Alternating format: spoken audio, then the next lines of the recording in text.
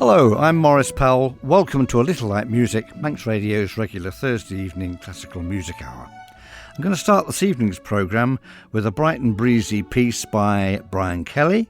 It was a BBC commission and it comes from a suite he wrote called Comedy Film, and this little movement is titled Credits and Titles, the music of Brian Kelly.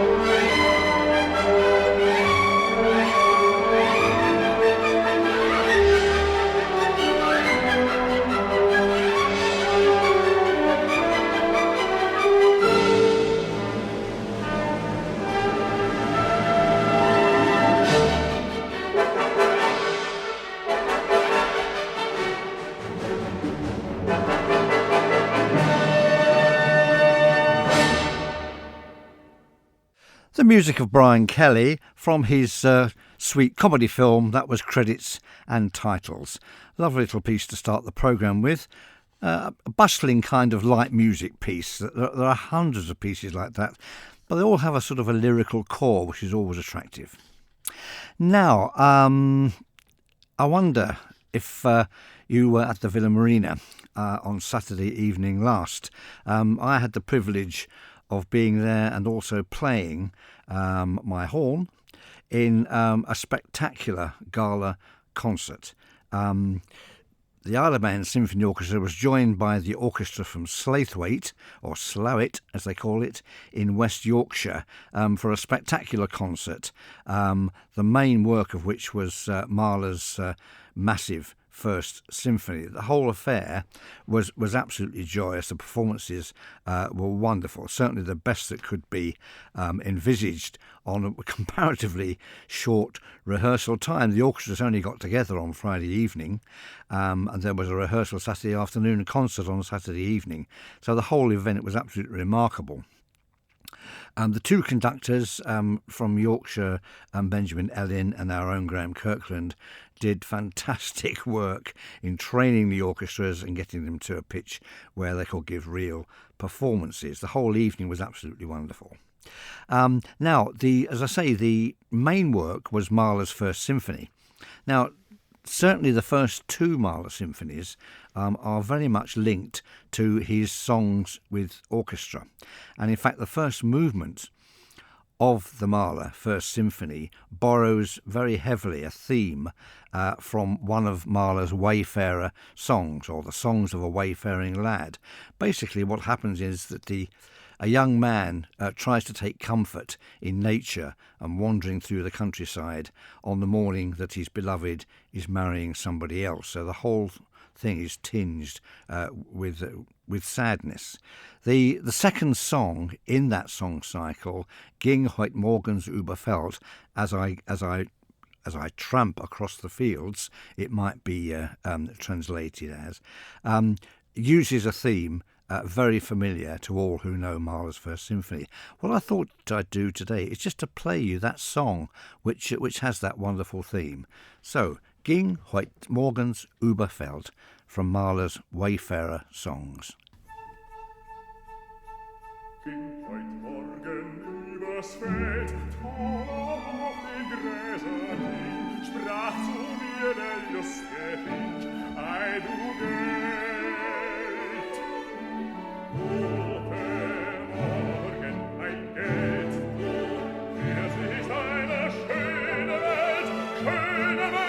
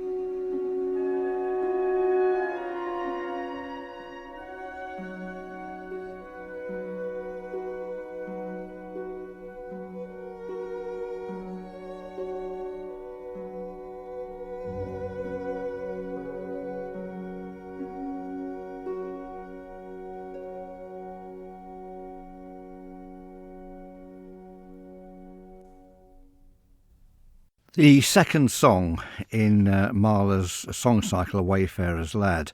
And I like the way there that the wayfarer, the young lad, sets out on a morning tramp. Perhaps it's late spring, maybe it's early summer. And his heart is lifted by the sounds and nature all around him. But at the end of the song, he suddenly realises, of course, that nothing at all, even the wonders and beauties of nature, can take away the pain of his loss. There we are. That's Mahler for you. Mahler's orchestral songs are amongst the gems of his output. If you feel that you can't quite manage a Mahler symphony, and I wouldn't blame you, it takes a lot of time merely to sit and listen.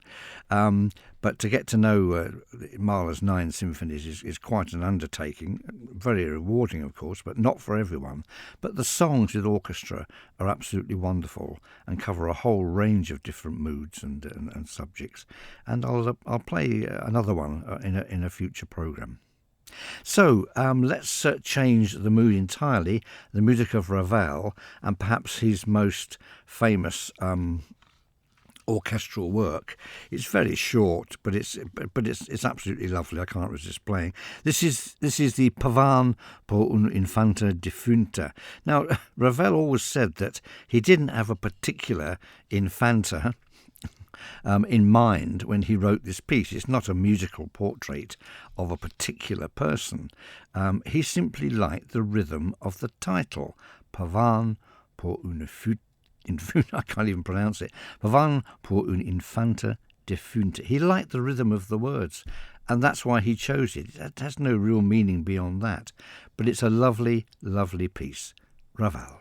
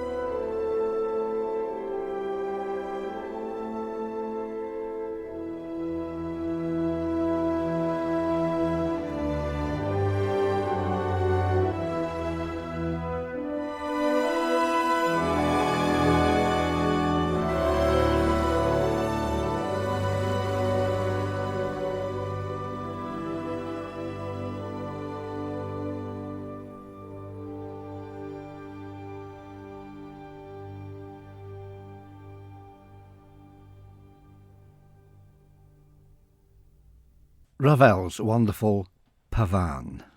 I was just reflecting, listening to that piece, that some French composers have a way of writing utterly calm and peaceful music. I was thinking of something like, say, Debussy's piano piece Clair de Lune, or Satie's wonderful Gymnopédie or Nociens. And of course this Ravel Pavane is perhaps the best known example. Beautiful, beautiful, calming piece. Right, not so calming is our next piece. Now, if you were at the concert on Saturday, in the first half, you'll have heard Mussorgsky's Night on a Bare Mountain. Now, the version that we heard was the one that is normally played, that is in an arrangement, or should we say completed, by Mussorgsky's friend, the Russian composer Rimsky-Korsakov. The reason for this is, of course, that when Mussorgsky died, comparatively young, in his 40s, in poverty and suffering from chronic alcoholism, he left his music, his manuscripts, in a complete mess. Rimsky-Korsakov believed that he was doing Mussorgsky and his reputation an enormous favour by collating all of this material, putting it into some sort of order, and making it performable. He simply believed that in many cases Mussorgsky's music was sort of unfinished. Mussorgsky didn't really know what he was doing. His music was a bit rough and ready, not nearly so neat and tidy as Rimsky-Korsakov's own music. But in this, he was wrong. Mussorgsky was a genius. It was Mussorgsky who plumbed the depths of the Russian soul, particularly in his songs, not Rimsky-Korsakov or any of the other of his contemporaries, Balakirev, for example, even Borodin, who left his manuscripts in a complete mess at his death. Rimsky-Korsakov, he tried his best to make Mussorgsky's music performable and acceptable, without realising that he was actually smoothing out the rough edges of a genius. He did it with the opera Boris Godunov, which until quite recently was performed in Rimsky-Korsakov's version. We now, of course, hear Mussorgsky's own version, which is very different in mood and everything. And so it is with Night on a Bare Mountain. Mussorgsky's own original version he never heard a single note of during his lifetime, but we can hear it now, and it's quite different from Rimsky-Korsakov's version. In fact, the Rimsky-Korsakov version is probably 80% Rimsky-Korsakov. There's not much of Mussorgsky's original music in it, but here is Mussorgsky's original. Chance to compare it, so see what you think. It's certainly very arresting. Of course, it's the story revolves around a kind of a witch's Sabbath, doesn't it, on Bare Mountain? But Rimsky-Korsakov's witches really sound like a bunch of kindly old babushkas dancing naked around a fire. Mussorgsky's witches summoning up the devil are quite different. Here we have then Mussorgsky's original version of Night on Bare Mountain.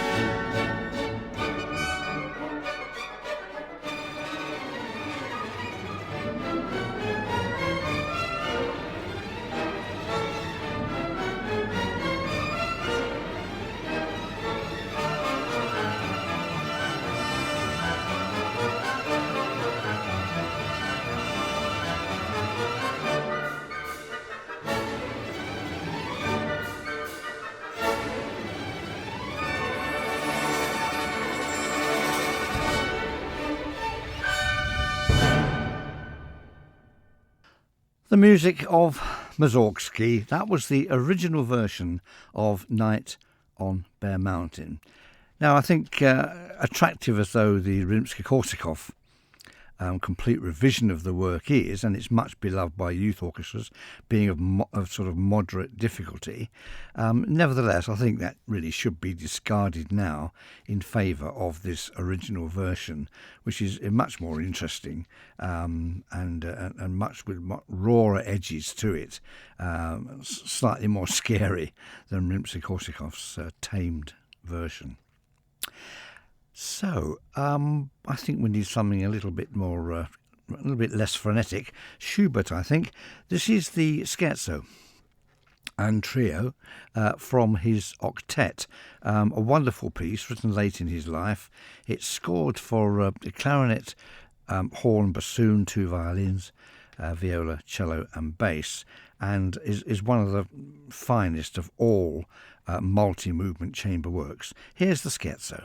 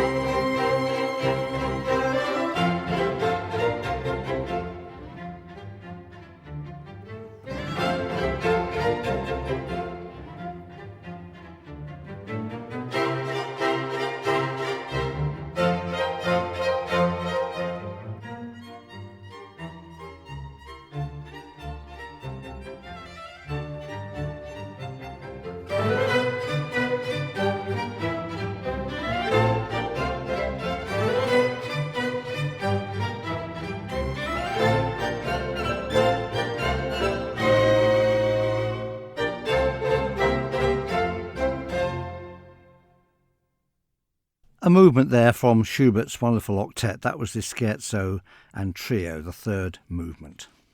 And now to some vocal music and the voice of the soprano Leslie Garrett.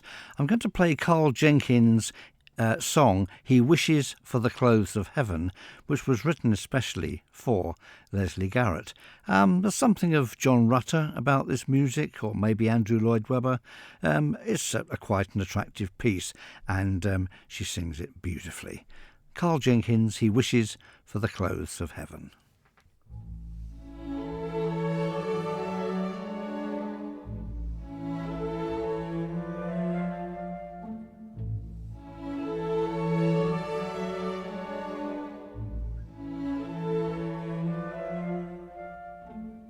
Had I the heavens embroidered cloth,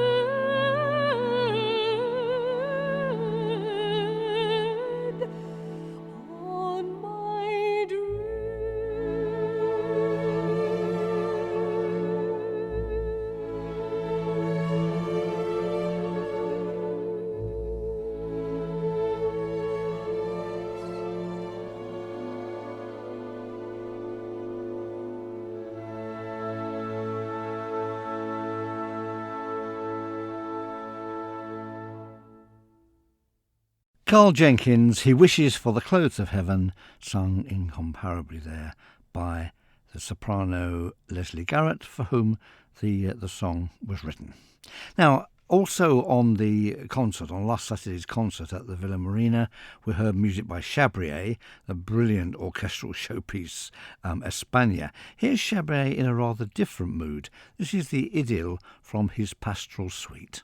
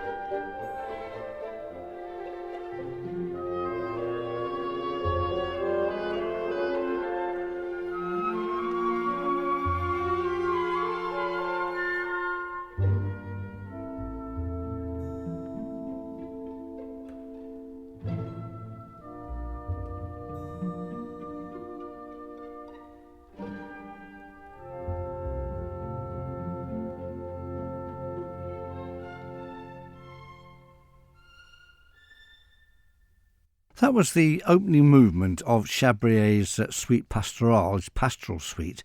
That was Idyll, which brings us to the end of the programme. Well, quite a mixture really, looking back, but I hope you enjoyed the original version of Mussorgsky's Night on Bear Mountain and the Mahler song that his first symphony was based on. Just got time, I think, just for a short play out. Let's go on to the next movement in that delightful Chabrier suite. This is the Village Dance. Please join me next Thursday. It'll be practice week, won't it? So I don't quite know what I've got lined up for that, but something soothing, very soothing, I hope, for frazzled nerves. Please join me then. In the meantime, goodbye.